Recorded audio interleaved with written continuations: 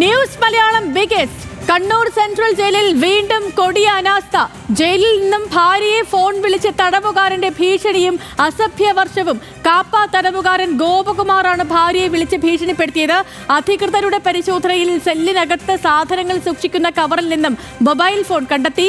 ഭാര്യയുടെ പരാതിക്ക് പിന്നാലെയായിരുന്നു പരിശോധന. നിഖിലാണ് ഈ വാർത്തയുടെ വിശദാംശങ്ങളുമായി നമുക്കൊപ്പം തത്സമയം ചേർന്നത്. നിഖിലെ, ഗുഡ് മോർണിംഗ്. കഷ്ടമാണ് നമ്മുടെ ഈ ജയിലുകളുടെ അവസ്ഥ, പ്രത്യേകിച്ച് കണ്ണൂർ സെൻട്രൽ ജയിലിന്റെ അവസ്ഥ. നിരന്തരമായി ഇത്തരത്തിലുള്ള വാർത്തകൾ വന്നുകൊണ്ടേയിരിക്കുന്നു. മൊബൈൽ ഫോൺ പിടിക്കുക, മദ്യം പിടിക്കുക തുടങ്ങി ഒരു ജയിലിൽ ഉണ്ടാകാൻ പാടില്ലാത്തത് എന്തൊക്കെയാണോ അതൊക്കെ തന്നെ സംഭവിക്കുന്നു. പുതിയ വിവരങ്ങൾ എന്തൊക്കെയാണ്?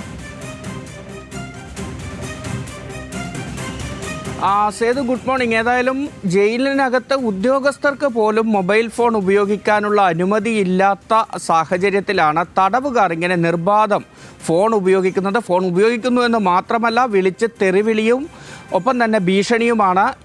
ഇപ്പോൾ നമ്മൾ ഈ പറയുന്ന ഗോപകുമാറുമായി ബന്ധപ്പെട്ട ഫോൺ കോളിൻ്റെ അതിൻ്റെ കോൾ റെക്കോർഡ് ഉൾപ്പെടെ നമ്മുടെ കയ്യിലുണ്ട്. പക്ഷേ തൽക്കാലം അത് പ്രേക്ഷകരെ കേൾപ്പിക്കാൻ നിർവാഹം നമുക്കില്ല. കാരണം അത്രത്തോളം മോശമായ ഭാഷയിലുള്ള സംസാരവും ഒപ്പം തന്നെ അതിനൊപ്പമുള്ള ഭീഷണിയുമൊക്കെയാണ്.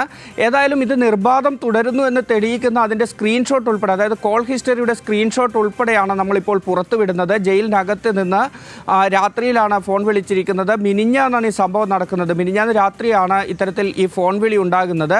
ഇതിന് പിന്നാലെ ഭാര്യ കണ്ണൂർ സെൻട്രൽ ജയിൽ സൂപ്രണ്ടിന് പരാതി നൽകുകയായിരുന്നു. തൃശ്ശൂർ സ്വദേശിയാണ് കാപ്പാത്തടവുകാരനായ ഗോപകുമാർ. ഈ ജയിലിനകത്ത് നിന്ന് ഭാര്യയെ ഫോണിൽ വിളിച്ച വലിയ രീതിയിൽ ഭീഷണിപ്പെടുത്തുകയാണ്. പണം ആവശ്യപ്പെടുന്നതും ഒക്കെ ആ ശബ്ദ സംഭാഷണത്തിലുണ്ട്.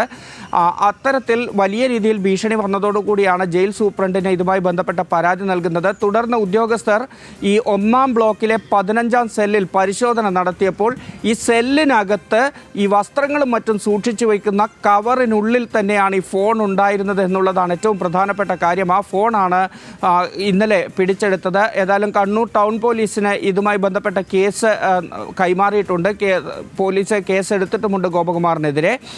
ഇന്നലെ ഈ ഒരു ഫോൺ പിടികൂടുകയും ഈ ഭീഷണിപ്പെടുത്തുന്ന രീതിയിലുള്ള ഫോൺ സംഭാഷണം ജയിലിൻ്റെ സെല്ലിനകത്ത് നിന്ന് നടത്തുകയും ചെയ്തതിനെ തുടർന്ന് ഗോപകുമാറിനെ 1-ാം ബ്ലോക്കിൽ നിന്ന് 10-ാം ബ്ലോക്കിലേക്ക് മാറ്റിയിട്ടുമുണ്ട്. സേതു തുടക്കത്തിൽ പറഞ്ഞതുപോലെ എത്രയൊക്കെ പഠനങ്ങൾ നടത്തിയാലും, എത്രയൊക്കെ പരിശോധനകളും, എത്രയൊക്കെ കമ്മീഷൻ ഇടപെടലുകളും ഒക്കെ നടത്തിയാലും കണ്ണൂർ സെൻട്രൽ ജയിലിൽ നിന്ന് ഇത്തരത്തിൽ തടവുകാരുടെ മൊബൈൽ ഫോൺ ഉപയോഗം പൂർണ്ണമായും ഒഴിവാക്കാൻ സാധിക്കുന്നില്ല എന്ന അവസ്ഥയിലേക്ക് തന്നെയാണ് ഈ സംഭവവും വിരൽ ചൂണ്ടുന്നത്. ഏതായാലും ഇതുവരെ നടപ്പിലാക്കിയ കാര്യങ്ങളൊന്നും തന്നെ പ്രായോഗികമാകുന്നില്ല പൂർണ്ണമായും എന്ന് വേണം നമ്മൾ ഈ ഘട്ടത്തിൽ കരുതാൻ.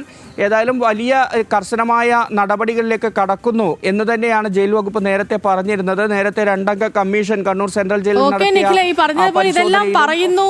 ഇനി ഇങ്ങനത്തെ പ്രശ്നങ്ങൾ ഉണ്ടാകില്ല, ഞങ്ങൾക്ക് അടുത്ത നടപടിയിലേക്ക് പോകുന്നു എന്ന് പറയുന്നു. ഇവർ ഇതൊക്കെ പഠിക്കാൻ കമ്മീഷനെ വെക്കുന്നു. പക്ഷേ ഈ നിലവിലുള്ള സാഹചര്യത്തിന് ഒരു മാറ്റവും ഇല്ലെന്നേ. അതാണ് ഈ കണ്ടുകൊണ്ടിരിക്കുന്നത്. നിരന്തരമായി ഫോണുകൾ കണ്ടുപിടിക്കുക, അവിടെ നിന്ന് ഈ തടവ് പുള്ളികളുടെ റൂമിൽ നിന്നും ലഹരി വസ്തുക്കൾ കണ്ടുപിടിക്കുക. ഇത് നിത്യേന എന്ന പോലെ സംഭവിച്ചുകൊണ്ടിരിക്കുകയാണ്.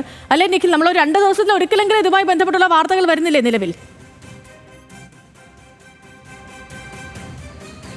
തീർച്ചയായും ചെയ്തു. ഒരു ഘട്ടത്തിൽ ഇങ്ങനെ നിരന്തരം ഈ വാർത്തകൾ വന്നപ്പോൾ നമ്മൾ ഇതുപോലെ ഒരു മോർണിംഗ് ഷോയിൽ പറഞ്ഞതാണ്, കണ്ണൂർ സെൻട്രൽ ജയിലിൽ നിന്ന് മൊബൈൽ ഫോൺ പിടികൂടി എന്നതൊരു പുതിയ വാർത്തയല്ലാതായിരിക്കുന്നു, വലിയ വാർത്തയല്ലാതായിരിക്കുന്നു എന്ന്. പക്ഷേ നിരന്തരം ഇത് സംഭവിക്കുന്നു. അതിനപ്പുറത്തേക്ക് ഇന്നിപ്പോൾ പുറത്തു വരുന്ന ഈ വാർത്തയെ സംബന്ധിച്ചിടത്തോളം അതിൻ്റെ ഗൗരവം കൂടുതലാണ്. കാരണം ഈ സെൻട്രൽ ജയിലിൻ്റെ സെല്ലിനകത്തിരുന്ന് ഫോൺ വിളിക്കുന്നു.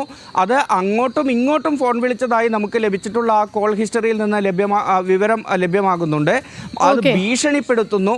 ഇതൊക്കെ ജയിലിനകത്ത് നിന്നാണ് നടക്കുന്നത്. മാത്രമല്ല ഈ സുരക്ഷയുടെ ഭാഗമായി ജയിൽ ഉദ്യോഗസ്ഥർക്ക് പോലും ജയിലിനകത്ത് ഫോൺ ഉപയോഗിക്കാൻ അനുമതി. ഒരുപക്ഷെ ഇനി കൂടുതൽ പരിശോധനകൾ നടത്തുകയാണെങ്കിൽ പലയിടങ്ങളിൽ നിന്നും പലതും കണ്ടെടുക്കേണ്ടി വരുമെന്ന് ഇതൊക്കെ പറയാവുന്നതല്ലാതെ ഇത് ചെയ്യണത് ഉദ്യോഗസ്ഥരോട് പോലീസ് സ്റ്റേഷനിൽ നടക്കുന്ന കാര്യമല്ലേ ഇതൊക്കെ. പോലീസുകാർ, നീതിപാലകരുള്ളൊരു സ്ഥലത്ത് നടക്കുന്ന കാര്യങ്ങളാണ്. ഇതിപ്പോൾ നമ്മൾ ഇവിടെ നിന്ന് പറഞ്ഞ ഒരു കാര്യമില്ല. അവിടെ ചെയ്യേണ്ട ആളുകൾക്ക് മുന്നിലാണ്, ഇത്തരം നീതി ഉറപ്പാക്കേണ്ട ആളുകൾക്ക് മുന്നിലാണ് ഇത്തരത്തിലുള്ള സംഭവങ്ങൾ നടന്നുകൊണ്ടിരിക്കുന്നത്, നിയമലംഘനങ്ങൾ നടന്നുകൊണ്ടിരിക്കുന്നത്.